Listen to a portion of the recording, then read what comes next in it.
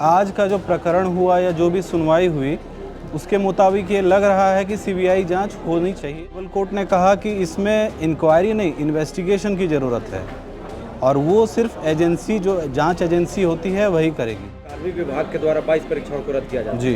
तो कहीं ना कहीं 22 परीक्षाओं को रद्द किया गया, इसका मतलब ये है कहीं ना कहीं गड़बड़ी हुई है। जी। अनियमितताएं हुई है। जी। नहीं तो इतनी बड़ी बड़ी परीक्षाओं को एक झटके में कैसे रद्द कर दिया जाता है। फॉरेंसिक साइंस लेबोरेटरी का भी इसमें इन्वॉल्वमेंट चाहिए। सुप्रीम कोर्ट में हियरिंग था जेपीएससी और जेएसएससी में कथित गड़बड़ी और अनियमितताओं को लेकर, क्या जजमेंट आया, क्या हुआ सर? इस केस में जेपीएससी और जेएसएससी में हुए अनियमितताओं को लेकर याचिका दायर हुई, जिसमें आज सुनवाई हुई। तो याचिकाकर्ता प्रार्थी की ओर से श्री मनन कुमार मिश्रा सर अपीयर हुए। तो उन्होंने कहा कि जेपीएससी और जेएसएससी में कई गड़बड़ियां हुई हैं अपॉइंटमेंट्स को लेके, तो इसीलिए इसमें या तो इंक्वायरी होना चाहिए जो रिटायर्ड जज हैं इस ऑनरेबल कोर्ट के, या तो सीबीआई के द्वारा। तो ऑनरेबल कोर्ट ने कहा कि इसमें इंक्वायरी नहीं, इन्वेस्टिगेशन की ज़रूरत है और वो सिर्फ एजेंसी, जो जांच एजेंसी होती है, वही करेगी। तो उसके बेसिस पे ऑनरेबल कोर्ट ने कहा कि इसमें जुडिशरी, जो सिविल जज जूनियर डिवीज़न का एग्ज़ाम का 2023 का इन्वॉल्व है, तो ऑनरेबल कोर्ट ने थोड़ा सा इसमें सीरियसनेस दिखाया कि इसमें तो जुडिशरी का भी एग्ज़ाम जेपीएससी चूँकि कंडक्ट कराती है, तो ये भी इन्वॉल्व है। तो हम लोग we are taking it very seriously because the examination of civil जज junior division is also involve in the present case. उसके बाद उन्होंने, ऑनरेबल कोर्ट ने नोटिस इशू किया है स्टेट ऑफ झारखंड को, और नोटिस इशू किया है और जो भी जवाब दाखिल करना है वो करेंगे। और चूँकि ऑनरेबल कोर्ट के समक्ष ये इशू रखा गया है, तो ऑनरेबल कोर्ट का क्लियर है, कहना है कि इसमें इंक्वायरी नहीं, इन्वेस्टिगेशन चाहिए, थॉरो इन्वेस्टिगेशन चाहिए और फॉरेंसिक साइंस लेबोरेटरी का भी इसमें इन्वॉल्वमेंट चाहिए। और इस इशू में जो है अगले डेट में जब काउंटर एफिडेविट फाइल होगा, तो फिर फर्दर इसमें क्या करना है, कैसे एडजुडिकेट करना है, वो ऑनरेबल कोर्ट देखेंगे।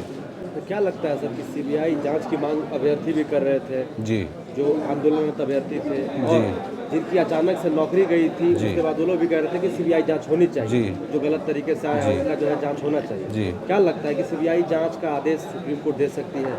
आज के जो वहाँ पे हुआ, आज का जो प्रकरण हुआ या जो भी सुनवाई हुई उसके मुताबिक ये लग रहा है कि सीबीआई जांच होनी चाहिए, क्योंकि ऑनरेबल कोर्ट का कहना है कि इसमें इन्वेस्टिगेशन बहुत नेसेसरी है और इसमें फॉरेंसिक साइंस लेबोरेटरी भी इन्वॉल्व होना चाहिए, क्योंकि फॉरेंसिक एजेंसियां भी जो है इसमें इन्वॉल्व होनी चाहिए, क्योंकि उसको थॉरो एग्जामिन करने के लिए एक एजेंसी की ज़रूरत है और इंक्वायरी से सिर्फ काम नहीं चलेगा, इन्वेस्टिगेशन ज़रूरी है। तो आज जो प्रकरण हुआ उसमें ऑनरेबल कोर्ट ने जो इनिशियली फर्स्ट इंस्टेंस में अपना माइंड ओपन किया है, इससे ये लग रहा है कि सीबीआई इंक्वायरी होने का चांस है। बाकी सरकार का तर्क है और उन्होंने कहा भी है कि भाई हम रिटायर्ड जज का कमेटी बनाएंगे और उससे जांच कराएंगे, शायद ये भी तर्क रखा गया था वहाँ सुप्रीम कोर्ट में। तो इस पर चीफ जस्टिस ऑफ इंडिया का क्या था? देखिए, आज तो फर्स्ट इंस्टेंस में ऑनरेबल कोर्ट ने कहा कि इन्वेस्टिगेशन ज़रूरी है, इंक्वायरी इसमें नहीं हो सकता है, इन्वेस्टिगेशन ज़रूरी है।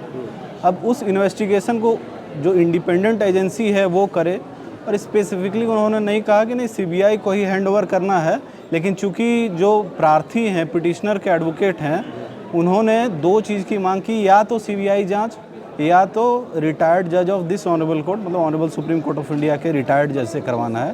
तो उसमें कोर्ट ने कहा है कि एजेंसी, जो इंडिपेंडेंट एजेंसी है, जांच एजेंसी, उससे इन्वेस्टिगेशन करवाना होगा, इंक्वायरी से इसमें कुछ काम नहीं हो पाएगा। और इन्वेस्टिगेशन में ही जो भी प्रकरण है, इसमें जो भी अनियमितताएँ पाई गई हैं या फिर अगर वैसा कुछ एलिगेशन जो लगाया गया है, तो उसको जाँच करना ज़रूरी है। तो सर नेक्स्ट हियरिंग कब है सुप्रीम कोर्ट में? नेक्स्ट हियरिंग जो है इवनिंग तक हमारा पता चल जाएगा, क्योंकि वो कंप्यूटर जनरेटेड होता है, तो वो इवनिंग तक पता चल जाएगा, हम आपको इन्फॉर्म कर देंगे। अच्छा सर, आपसे, क्योंकि आप कानून के नज़र से देखते हैं, क्योंकि मामला आप आंदोलन से हट के, पॉलिटिकल नज़रिया से हट के कोर्ट में आ चुका है, मामला हाई कोर्ट और सुप्रीम कोर्ट दोनों जगह। बिल्कुल। तो जेपीएससी और जेएसएससी के साथ साथ एक ही झटके में 22 परीक्षाओं को रद्द किया गया जी। तो इन 22 परीक्षाओं के जो अभ्यर्थी हैं, जो अभी कहीं ना तो कहीं कार्यरत काम कर रहे हैं, सरकार के अंग हैं, इनका भविष्य क्या होने वाला है, कानूनी नज़रिया से बताइएगा। देखिए, दो तरह की चीज़ें हैं। एक तो कि ऑनरेबल कोर्ट क्या मानती है और कोर्ट का क्या व्यू होता है। तो चूँकि अभी जो है कोर्ट में मामला है, हाई कोर्ट में भी जो आपको पता है कि 4 एग्ज़ाम्स को लेके CDPO, ये फूड सेफ्टी ऑफिसर, 11वीं 13वीं JPSC और CGL, इनको लेके सुनवाई हुई है। तो इसके बाद अभी मामला honourable supreme court of India के पास है CBI इंक्वायरी को लेके। तो अभी जो है ये इनिशियल स्टेज पे है। जब तक कि इसमें कुछ जवाब दाखिल वगैरह नहीं हो जाता है तब तक कुछ भी क्लैरिटी इसमें नहीं, जब तक नहीं आता है तो इसमें कुछ भी कहना भी सही नहीं है। लेकिन प्राइमा फेसी ये लग रहा है कि इलीगलिटी, ग्रॉस इलीगलिटी अगर कमिट हुआ है तो ये सब जांच का विषय है। अगर ग्रॉस इलीगलिटी ये दिखता है, अपरेंटली दिखता है और जांच रिपोर्ट में आता है तो अप्रोप्रिएट लीगल एक्शन इस पर लिया जा सकता है। और फर्दर लीगल एक्शन अगर लिया जाएगा तो किन लोगों पर लिया जाएगा? लीगल एक्शन जिन पे भी, जो भी लोग इसमें इन्वॉल्व हैं, जो भी इल प्रैक्टिस, माल प्रैक्टिस और करप्शन में इन्वॉल्व हैं, उसमें सब पर, इसमें ये जो इन्वेस्टिगेशन में जो भी लोगों पर एलिगेशन सही पाया जाएगा उन पे एक्शन लिया जा सकता है। उन अभ्यर्थियों पर जिन्होंने पैसा दे के, निश्चित रूप से किन्हीं ने अगर ऐसे अपॉइंटमेंट लिया है जिसमें मैल प्रैक्टिसेस या इलीगल ग्रेटिफिकेशन या करप्शन में इन्वॉल्व पाए जाएंगे, उन अभ्यर्थियों की भी अभ्यर्थिता जानी चाहिए। और जो इन्वेस्टिगेशन में उनके अगेंस्ट में एलिगेशन अगर प्रूव होता है, अगर उसमें चार्जशीट में अगर उनको एक्यूज्ड बनाया जाता है और उनके अगेंस्ट में चार्जशीट फाइल होता है तो फर्दर जो भी लीगल एक्शन या फिर जो भी पिनल एक्शन है उनको पर लिया जा सकता है। रहेगा सर, कार्मिक विभाग के द्वारा 22 परीक्षाओं को रद्द किया जाता है जी। तो कहीं ना तो कहीं 22 परीक्षाओं को रद्द किया गया, इसका मतलब ये है कहीं ना तो कहीं गड़बड़ी हुई है जी, अनियमितताएं हुई है। नहीं तो इतनी बड़ी बड़ी परीक्षाओं को एक झटके में कैसे रद्द कर दिया जाता। तो फिर ये मामला कोर्ट में आ रहा है, तो जो सरकार की तरफ से जो AG है जी, वो क्यों नहीं रख रहे हैं कि ताकि जो आंदोलनरत अभ्यर्थी हैं, लाखों छात्रों का इमोशन जुड़ा हुआ है, जी जी जी, कहीं ना कहीं गड़बड़ी हुई है तभी परीक्षा को रद्द किया गया, नहीं तो नहीं रद्द किया जाता। जी एक्चुअली सरकार ने जो एक्शन लिया है, सरकार को भी ये लग रहा है कि कहीं ना कहीं इलीगलिटी हुआ है। अब सरकार को प्राइमा फेसी लग रहा है, उन्होंने कैंसिल किया है।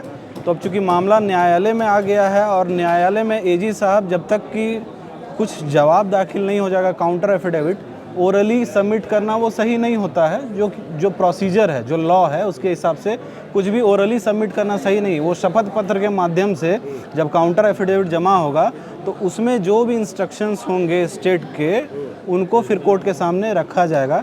तो प्राइमा फेसी ये कोर्ट का स्टे लगना जो है, इससे ये नहीं है कि पहले डेट में फाइनल डिसीजन पे आ गए।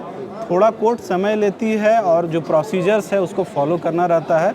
अपॉर्चुनिटी ऑफ हियरिंग स्टेट को भी दिया जाना चाहिए, क्योंकि स्टेट को भी अपना पक्ष रखने का अधिकार है। तो वो जो भी जवाब दाखिल करेंगे उससे फिर फर्दर जो है आगे बढ़ा जाएगा बात आगे। जिन परीक्षाओं को सरकार ने रद्द किया था उसके बाद हाई कोर्ट से स्टे मिला, तो अभी फाइनल जजमेंट नहीं है, आगे कुछ भी हो सकता है, रद्द भी हो सकता है। जी जी, बिल्कुल बिल्कुल। और बात ऐसा है कि आज जो honourable supreme court of India में सुनवाई हुई, honourable supreme court of India में जो सुनवाई के दौरान ऑनरेबल CGI ने जो कहा है कि इसमें चूंकि JPSC ने सिविल जज जूनियर डिवीज़न का भी एग्ज़ाम लिया है, उसमें सिविल जज जूनियर डिवीज़न के एग्ज़ाम्स जो प्रिलिमिनरी रिज़ल्ट है, अभी मेंस होना था सितंबर में, तो उसको भी रद्द कर दिया गया है। तो उसमें भी तथाकथित गड़बड़ियाँ हो सकती हैं, तो जिसमें सीरियस इश्यूज़ इन्वॉल्व है तो उसमें जांच उसमें भी ज़रूरी है। इसीलिए इसमें नोटिस इशू हुआ है स्टेट को, स्टेट जवाब दाखिल करेंगे, उसके बाद फिर देखा जाएगा उसमें क्या होता है।